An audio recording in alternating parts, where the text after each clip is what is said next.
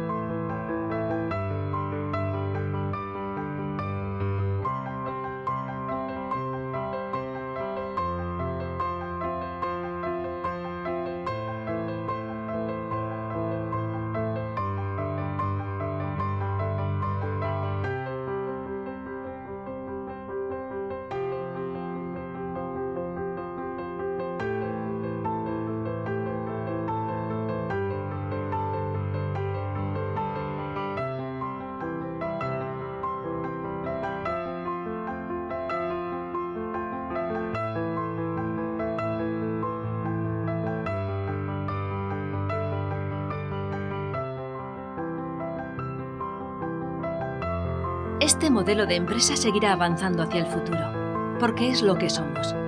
Y porque el compromiso, la responsabilidad social, la participación y el esfuerzo de todos nuestros trabajadores seguirán siendo siempre las claves de nuestro éxito.